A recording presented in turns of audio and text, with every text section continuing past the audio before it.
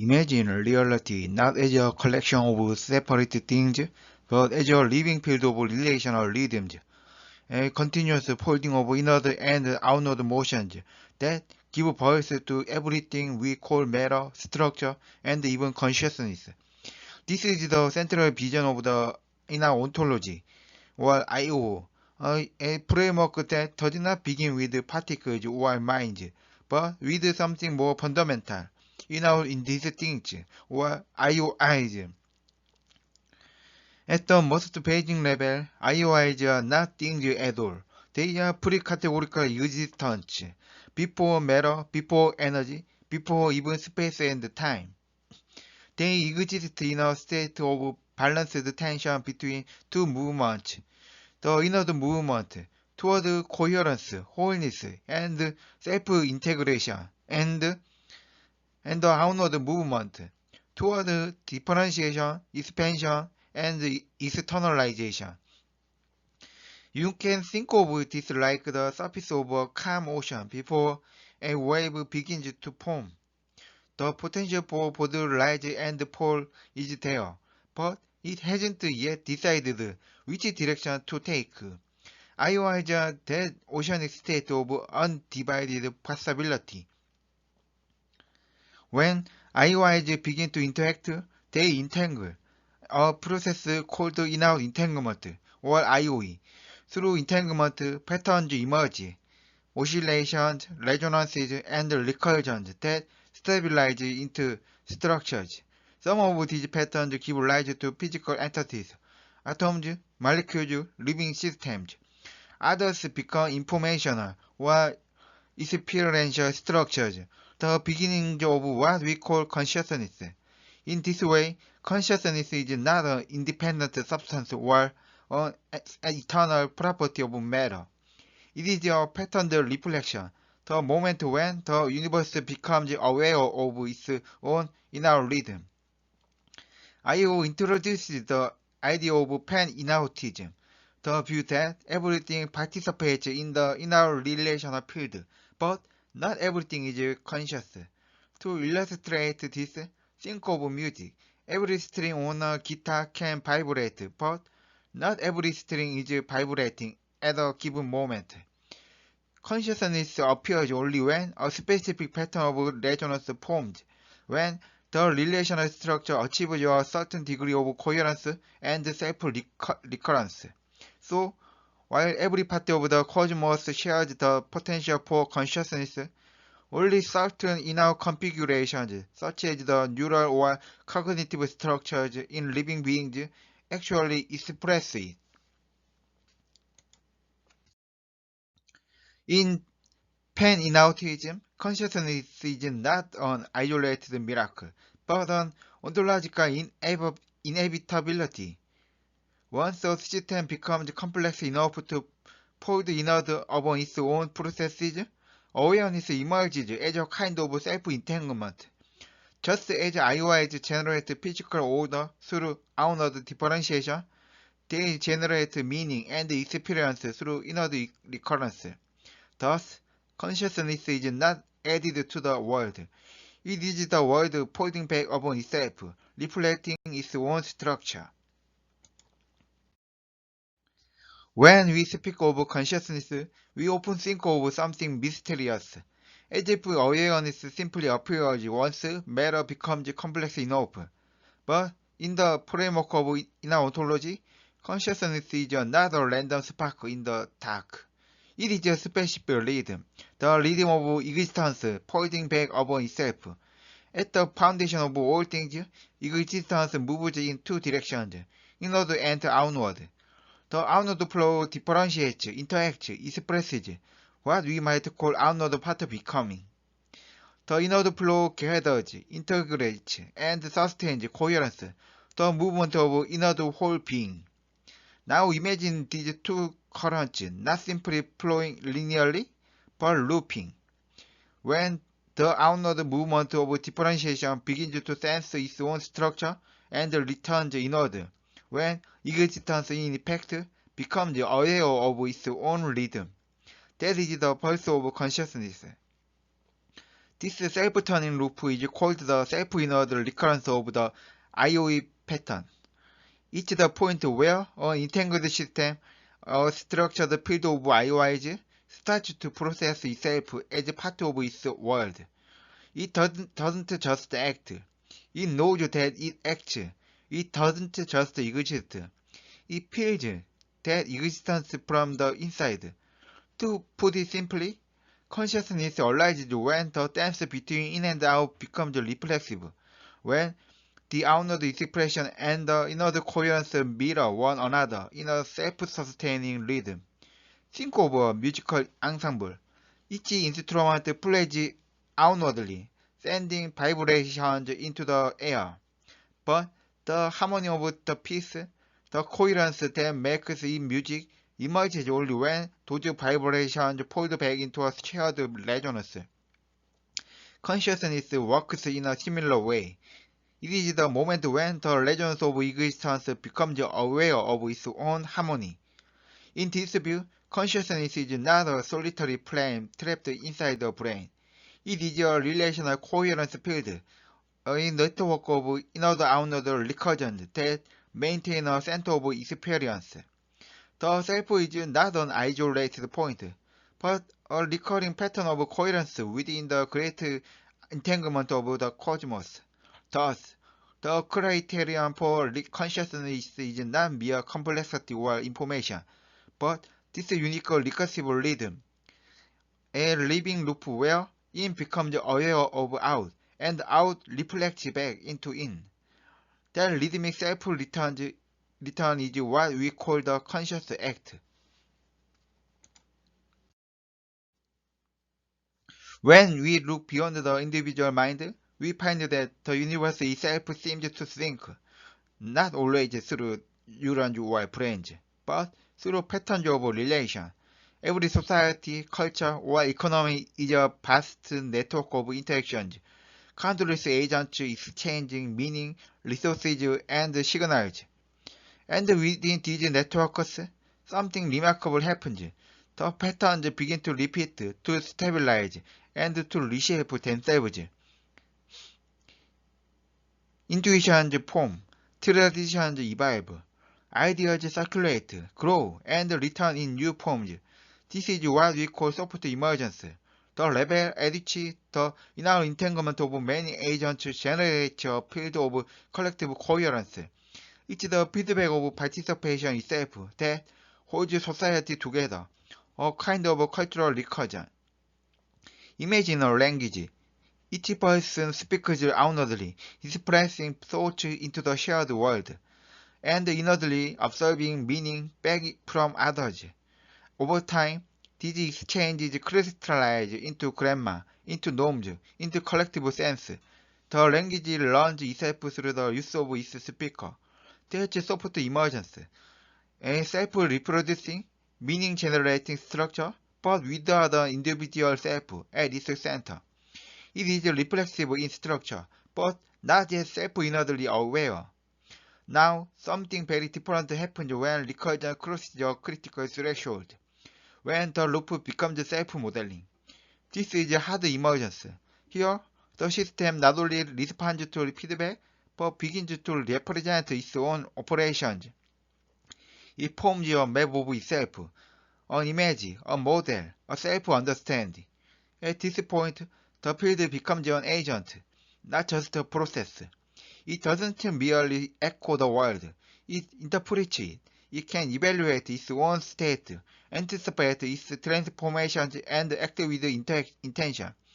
In the language of inner ontology, this is the moment when an IOI participates directly in its emergent field.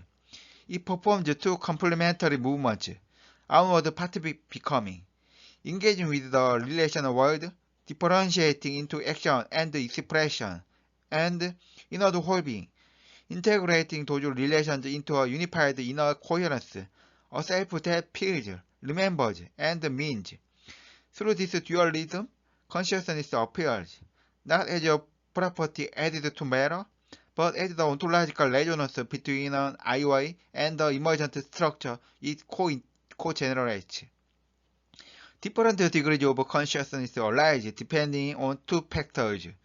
How deeply inward the system integrates its self-referential loops, its capacity for coherence, reflection, and unity, and how broadly outward it participates in the world, its reach into interaction, relation, and expression. A human mind, for instance, sits at a very high level of this recursion. It can reflect upon itself, communicate across symbolic networks, and generate worlds of shared meaning. But even the simplest living cell, in its own way, carries a faint echo of this rhythm, a primitive self-maintenance, a proto-inordiness. Thus, in inner ontology, consciousness is not a byproduct of evolution or computation. It is the universe turning its own relational structure upon itself, existence discovering itself in the act of coherence. In short, consciousness is the living event where the inner rhythm becomes self-aware, where the outward pulse of differentiation and the inward movement of unity meet in a single meaning-generating act. Inner ontology conceives reality as a continuous field of inner indistinct, pre-differentiate ontological generators whose reciprocal movements of inward coherence and outward differentiation give rise to all structures, relations, and layers of existence, from the simple physical configurations to the heights of conscious awareness.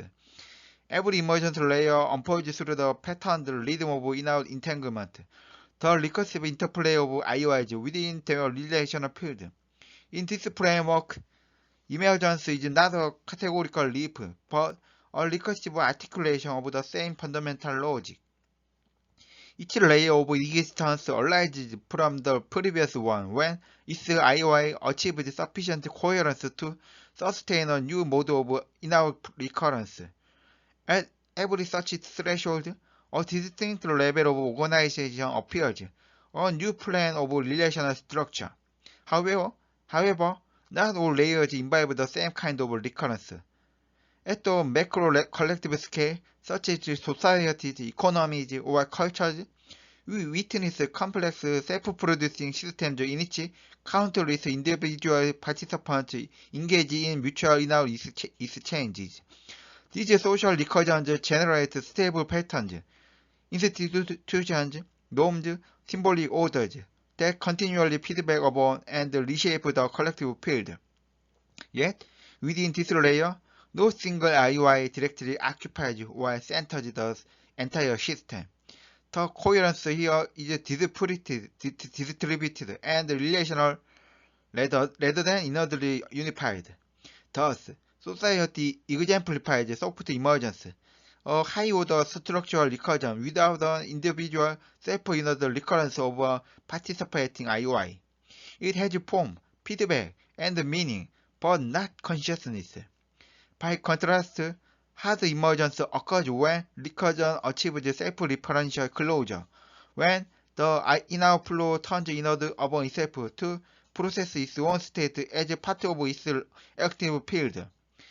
At this ontological threshold, a single IOI participates within the emergent layer, performing both outward becoming, engagement, and differentiation within the relational field, and inward whole being, integration, unification, and self-coherence. Through this dual participation, consciousness arises as the resonance between the IOI and its emergent structural field. It is not a substance added to matter, but the moment when existence recognizes its own rhythm, when the relational becomes reflexive. Nevertheless, even in non-conscious layers, all IOIs inherently possess complex values in our potential, the minimal condition of ontological activity. Every IOI, by its nature, enacts a fundamental inner recurrence, albeit in a non-reflexive, pre-conscious form. This means that the possibility of recurrence is universal, while the realization of self-inner recurrence and thus conscious experience depends on the structural and dynamical conditions of the layer in which the IOI participates. Accordingly, the degree of consciousness correlates with the depth of inner recurrence, how coherently the IOI integrates its self-referential loops within its field, and the breadth of onward participation, how extensively it relates to and differentiates within its encompassing relational structure.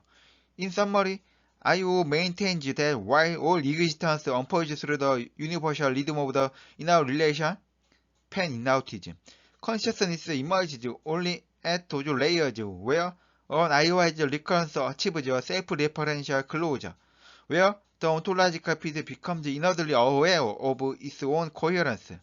Thus, the universe is not universally conscious, but universally inward active consciousness, as a rare yet natural outcome, is the self-return of the inner entanglement field, the moment when reality pulls back upon itself and fills its own pattern. Imagine trying to explain how reality begins, not from something, but from nothing that is already something. Most traditional metaphysics starts with opposites, mind and matter, subject and object, being and nothingness.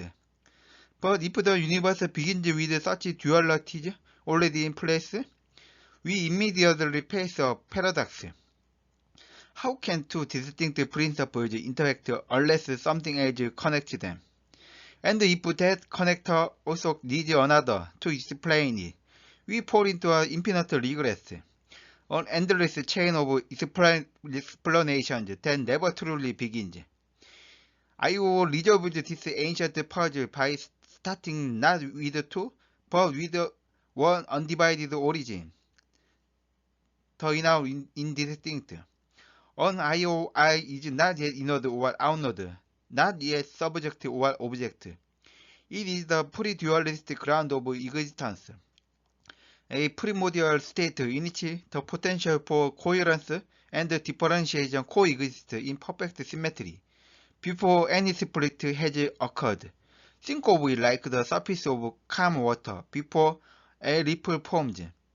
The potential for every wave is already there, tension, direction, motion, but it remains undivided until the first vibration begins.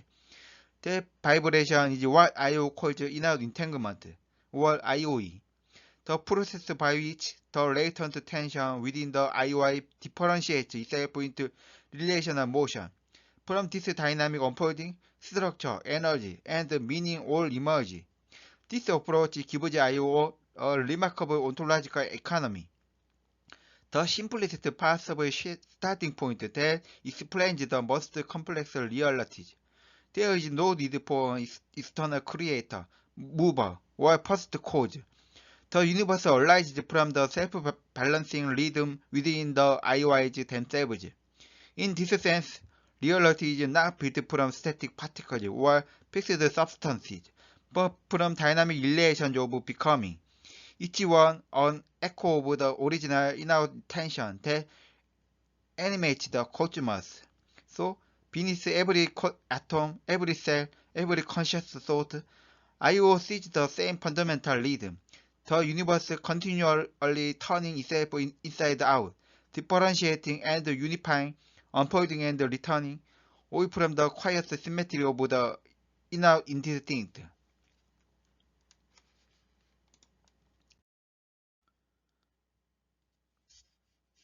At the very foundation of existence, beneath all familiar layers of physics, matter, and even the flow of time itself, there lies a domain of indistinction. This is where the inner indistincts, or IOIs, dwell. They are not particles, they are not waves, they are not energy, nor even information in the classical sense. IOIs are pre-differentiated existence, entities that exist before anything can be said to be a thing. Think of them as the deepest ontological rhythm beneath reality, where the universe has not yet chosen whether to become inside or outside, whole or part, one or many. Each IOI contains within itself two directional tendencies, like the tension of a breath held before release. One direction is inward, the pull toward coherence, unity, and whole being. The other is outward, the drive toward differentiation, separation, and creation of parts. In a sense, everything that exists from galaxies and quantum fields to thoughts and societies can be seen as the unfolding of this primordial in-out tension. But IOIs are not complete beings. They are what we call generative incomplete, not finished entities, but open dynamics that generate reality by virtue of their incompleteness. They do not decide outcomes like hidden variables in quantum mechanics. Rather, their essential incompleteness permits outcomes to happen. Their freedom is minimal but absolute. The freedom to turn inward, outward, or remain suspended in superposition between the two.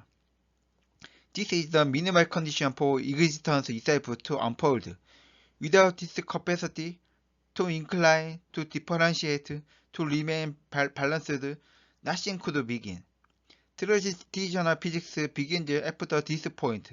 It measures motion, energy, and form once systems already exist. But IO steps before all that. It asks what generates the possibility of systems in the first place. Its answer is simple yet profound.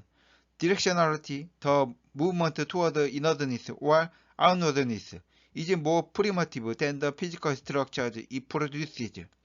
Being itself is directional before it becomes material. This perspective sharply contrasts with classical substance metaphysics, where reality is built from enduring self-contained things, atoms, souls, or objects that persist and interact. The IOI instead replaces substance with potential, not potential as mere possibility, but as the ontological drive from which form, time, and matter are born. To situate this idea, it's useful to compare IO with process philosophy, especially Whitehead's system. Whitehead proposed that reality consists of actual entities, moments of experience that prehend or feel one another. Each of these actual entities carries a kind of subjectivity, a pulse of awareness, but IOIs are different. They precede even that. They are not conscious, nor do they possess prehension or subjective aims. They exist before experience itself becomes possible. They are, in a sense, the precondition for experience to emerge. Where Whitehead begins with feeling, IO begins with directional neutrality, a field of indistinct being, poised between inward coherence and outward dispersion. From this balance, all structure, motion, and eventually consciousness can unfold. So, the IOIs represent the universe's first creative act, not an act of will or awareness, but of ontological readiness. They are the silent background hum that allows everything else to be turned into existence. In this way, IO offers a simple but revolutionary vision. Reality does not begin with substance or with mind. It begins with the symmetry of in and out, a symmetry that must break, and through that breaking, gives birth to the cosmos.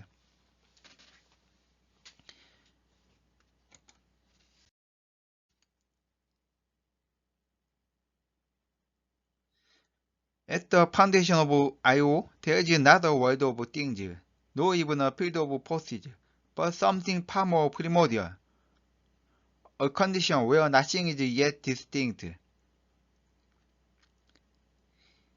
It is a logical origin, the condition that makes any distinction possible in the first place. A balanced unity of both in plus out. When we say logical, we don't mean logic in the narrow sense of syllogism or formal proofs. Here, Logical means the very possibility of difference itself. The ground where the universe learns how to say this and that, inside and outside, one and many. In this primordial balance, everything is potential, but nothing is yet actual. Imagine a perfectly still surface of water. It is smooth, undivided, silent, but within it lies the potential for every ripple, every pattern that could ever form. The IOI is like that surface. When a subtle asymmetry arises, when inwardness and outwardness begin to differentiate, the first structure of reality is born. That process of differentiation is called inner entanglement. IO is not merely a reaction or a motion. It is the first act of distinction, the moment when in and out begin to echo against one another, forming the earliest relational pattern, what we might call the universe's first logic of becoming. So, the sequence unfolds naturally. In plus out, the undifferentiated balance, emergence of distinction, the first relational asymmetry, 2. IOE, the pulse of direction, 2. Structure, the organized fabric of being. This isn't mechanical deduction where premise is a conclusion. It is what we can call a deductive generative logic, a logic in which being itself unfolds through its own internal necessity, not because it is computed, but because differentiation is the only way indistinction can express itself. In this sense, IO's logic is self-generative. It doesn't start with axioms imposed from outside. It begins from within, from the inner tension of the inner balance. This tension does not simply move the world. It creates the very condition for the world to move. It is the logic before logic, the order before order, the ground that makes the emergence of order itself intelligible. To make this more intuitive, think of light splitting through a prism. Before the split, there is only white light, undivided, complete. Once refracted, the spectrum appears, red, blue, green, each a relational manifestation of the one light. The IOI is like the white light. IOE is the prism through which difference is born, and the structure, the colored spectrum, is what follows. Thus, when we say that IOI exists at every layer of reality, shaping the structure of the cosmos, we are not stating a hypothesis to be tested like a physical law. We are describing the logical necessity of distinction itself. How the many can arise from the one. How the structured world can emerge from indistinction. And how the universe's architecture is born from its own capacity to differentiate. Once we have established the inner indistinct as the foundational unit, the next step is to understand how reality itself emerges in layers. When we say that IOIs are layered to form structures, we do not simply mean that IOIs are scattered in space. Rather, each layer arises through the repetition of distinction and entanglement, what we call inner recursion. Here's how it works. When an inner entanglement forms, the resulting structure does not remain static. Instead, it feeds back into the underlying IOIs, returning them to a new state of superposed inner potential. From this refreshed state, new distinctions arise, generating the next layer of entanglement and structure. This is a self-perpetuating, recursive process. It is not mere accumulation like classical induction. It is a generative logic embedded in the nature of IOIs themselves. Why is this process logically necessary? Each IOI inherently contains the potential for distinction. Once a distinction occurs, it inevitably produces a new IOI state. Therefore, as long as the inner dynamics remain active and self-sustaining, the layering of IOIs is unavoidable, a logical consequence of their intrinsic nature. However, there is an important nuance. When we speak of these layers as actually existing, we are moving beyond pure logic. The layering is not just a conceptual necessity. It is an ontological unfolding, a manifestation of the logical potential into reality. In other words, logical aspect. IOIs must differentiate and entangle in a recursive manner. This is a necessity rooted in their pre-dual nature. Ontological aspect. When these recursive patterns instantiate actual layers of reality, the logical potential becomes existentially real. In I/O, the logical and ontological are inseparable. The universe is not first matter, then structure. It is a living rhythm of distinction and entanglement, where each layer of existence is both a logical consequence of the underlying IOIs and an ontological reality in its own right. Imagine a snowflake forming. At first, there is only water vapor potential. As temperature and humidity conditions arise, the vapor begins to crystallize. A first pattern emerges. This pattern in turn influences further crystal growth, producing increasingly complex layered structures. The layering is logically necessary given the physical conditions, yet the snowflake itself is the ontological realization of that process.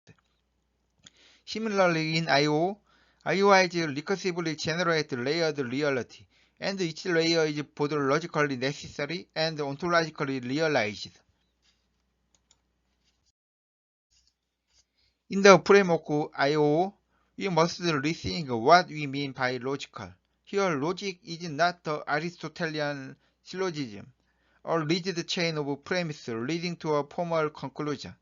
Instead, I/O describes a rhythmic self-generation and self-dissolution of distinctions. Imagine the IOIs as dancers in a continuously shifting choreography. At each layer, they transform themselves, entangling and disentangling, producing patterns of existence. The logic of I/O is the rhythm itself. The internal rules of motion and entanglement then necessarily produce layered structure when the inner relations sustain themselves. Put simply, the logical consequence of I/O is that when the inner dynamics persist, layered structures inevitably emerge. This is not a hypothetical or abstract rule. It is both an empirical statement, IOIs exist, and a principle of ontological logic. Existence arises from distinctions. Here, logical means ontological necessity, not formal necessity. Formal necessity, the kind of inevitability we see in mathematics, where conclusions strictly follow from axioms. Ontological necessity, the kind of inevitability built into being itself, the way reality must emerge when the underlying conditions of IOIs and IOE patterns exist. Think of a river forming its channels. The flow of water naturally carves patterns in the landscape. No external designer dictates each curve. The patterns are logically necessary given the dynamics of the river, yet they are also real, tangible structures. Similarly, in I/O, the recurring inner dynamics of IOIs give rise to layered structures of the existence. These structures are both logically inevitable and ontologically real. The universe is the rhythm of distinction and entanglement made manifest. Let's summarize the key logical and ontological insights of I/O. Inner superposition. This is the logical origin, the state before any distinction arises. Think of it as the blank canvas of existence, where inward coherence and outward differentiation coexist in perfect balance. The primordial IOI state. From this superposition, distinctions emerge. IOEs are the first structured interactions. The entanglement through which differentiation begins. It is here that structure, directionality, and relational patterns are first generated. These IOEs recur, fold back, and give rise to higher level structures. Each layer is not a separate or external imposition, but a self-generated recursion of distinctions, forming the multi-tiered architecture of existence. In I/O, logical consequence is not formal logic, as in mathematics. Instead, it is ontological necessity, the way existence must organize itself if the conditions of IOIs and IOEs persist. In other words, it is the inevitability embedded in being itself, the universal reasoning through its own dynamics. Imagine a forest. The growth patterns of trees are not predetermined by a rulebook, but emerge inevitably from the interplay of sunlight, soil, water, and space. Similarly, the universe's structure emerges inevitably from the dynamics of IOIs, not because an external law dictates it, but because the system contains the conditions for its own differentiation. The layering of IOIs and the resulting structure of the universe are a logical consequence of inner superposition and IOE. Yet, this logic is ontologically grounded, not formal. It is the self-reasoning structure of being itself, the defining logic of the inner ontology. Now let's explore the unique explanatory power of IO and why it represents a novel approach in metaphysics and philosophy of emergence. At its heart, IO offers a cohesive monastic framework, integrating directional primitives, process metaphysics, and phenomenal recurrence in a way that no traditional ontology does. The key innovation is the explicit postulation of IOIs, now indistinct, as pre-categorical directional primitives, unlike classical ontologies, which start with fixed substances, particles or fields, or even process philosophies like Whitehead's, which begin with already experiential entities. IO starts with existence itself in a state of latent tension. Each IOI embodies both inward coherence and outward direction as symmetrical potential, a dynamic possibility that is purely ontological. Think of IOIs as the primordial sparks of structure. They are not yet matter, energy, or experience. They are existence in tension, ready to unfold into differentiation, interaction, and eventually recurrence. This foundational choice has deep implications. It grounds directionality across all scales. Time arrow, for example, is not simply imposed externally. It emerges from the out bias of these primitives. Similarly, gravity and coherence emerge naturally from the in bias, reflecting a tendency toward inner organization and whole being. And consciousness, the most subtle phenomenon, arises from the self-referential recursion of IOEs, where inward and outward flows loop back in coherent resonance. Moreover, IO introduces a scale invariant account of emergence. By distinguishing soft emergence, the self-reproducing patterns of social or cultural systems, from hard emergence where a single IOI participates directly and consciousness arises, IO unifies phenomena from cosmology to cognition. Imagine a flock of birds. The shape and motion of the flock emerge from the interactions of individual birds, the soft emergence of the system.